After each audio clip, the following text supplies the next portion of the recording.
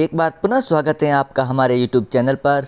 साथियों, आज के इस वीडियो में हम बात करेंगे कक्षा 5 विषय हिंदी के चैप्टर संख्या 6 चिट्ठी का सफ़र। पाठ्य पुस्तक में जो प्रश्न पूछे गए हैं उनका आज के इस वीडियो में हम सॉल्यूशन करने वाले हैं।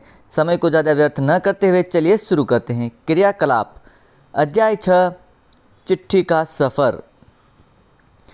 प्रश्न है, गांधी जी को सिर्फ उनके नाम और देश के नाम के सहारे पत्र कैसे पहुंच गया? उत्तर होगा, गांधी जी को देश का बच्चा बच्चा जानता था। उनकी दिनचर्या पहले से निश्चित होती थी।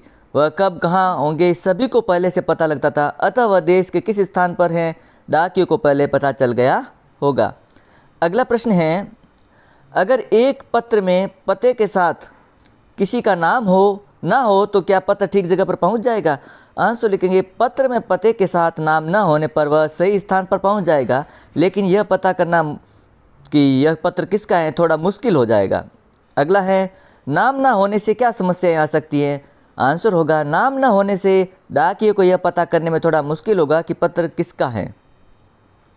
अगला प्रश्न है, पैदल हरकारों को किस किस तरह की दिक्कतों का सामना करना पड़ता होगा?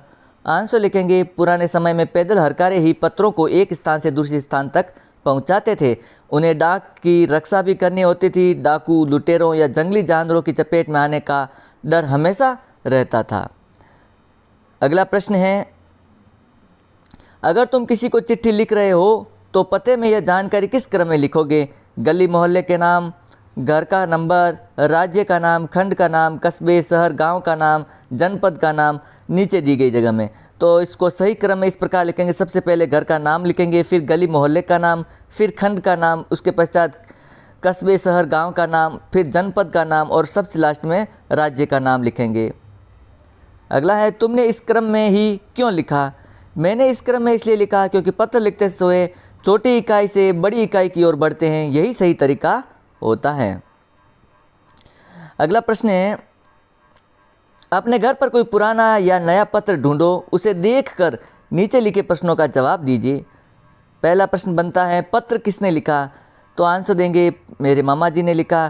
किसे लिखा? मेरी माता जी के लिखा।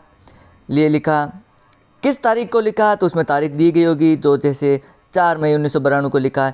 यह पत्र किस डाक खाने में तथा किस तारीख को पहुंचा? तो डाक खाना कौन बाग 10 जून 1992 को पहुंचा। यह पत्र उत्तर तुम्हें कैसे पता चला? तो आंसर लिखेंगे, पत्र के ऊपर डाक खाने की मोहर लगी थी, जिसे डाक खाने का नाम तथा तारीख दोनों छपी हुई थी। बच्चे इस प्रश्न का उत्तर अपने अभिभावकों की सहायता से लेकर करने का प्रयास करें। अगला प्रश्न है, चिट्ठी भेजने के लिए आमतौर पर पोस्ट कार्ड, अंतर्राष्ट्रीय पत्र या लिफाफा इस्तेमाल किया जाता है। डाकघर जाकर इनका मूल्य पता करें। पोस्ट कार्ड 2 रुपये का होता है, अंतर्देशीय पत्र 5 रुपये और लिफाफा 5 रुपये। यह जानकारी अपने नज़दीक के डाकघर से प्राप्त करें, यहाँ दिए गए मूल्य भिन्न हो सकते हैं। अगला प्रश्न है, डाक टिकट इकट्ठा करो। 1 रुपये से लेकर 10 रुपये तक के डाक टिकटों को क्रम में लगाकर कॉपी पर चिपकाओ। इकट्ठा किए गए डाक टिकटों पर अपने साथियों के साथ चर्चा कीजिए। आंसर लिखेंगे, ये क्रियाकलाप बच्चे स्वयं करें। शब्दकोश, नीचे शब्दकोश का एक नक्श दिया गया है जिसमें संचार शब्द का अर्थ भी दिया गया है। संगीतज्ञ, संगीत जानने वाला, संगीत की कला में निपुण। संग्रह, जमा करना, इकट्ठा करना, एकत्र करना। प्रदीप आजकल पक्षियों के पंखों का संग्रह करने में लगा है। इकट्ठी की हुई चीज़ों का समूह या ढेर, संकलन जैसे टिकट संग्रह, निग्रह आदि। अगला है, बताओ कि कौन सा अर्थ पाठ के संदर्भ में ठीक है। आंसर लिखेंगे, किसी संदेश को दूर तक या बहुत से लोगों तक पहुंचाने की प्रणाली कम्युनिकेशन होती है। इस पन्ने को ध्यान से देखो और बताओ कि शब्दकोश में दिए गए शब्दों के साथ साथ क्या जानकारी दी गई है। आंसर लिखेंगे, शब्दकोश में शब्द के साथ साथ उसके भिन्न भिन्न अर्थ, लिंग, वचन, पुरुष आदि जानकारियाँ दी गई होती हैं। तो साथियों, इस प्रकार ये चैप्टर यहाँ पर कंप्लीट होता है। यदि आपको इसका PDF डाउनलोड करना है तो वीडियो के डिस्क्रिप्शन में लिंक दिया गया है, उससे वेबसाइट पर जाकर के आप इस PDF को डाउनलोड कर सकते हैं।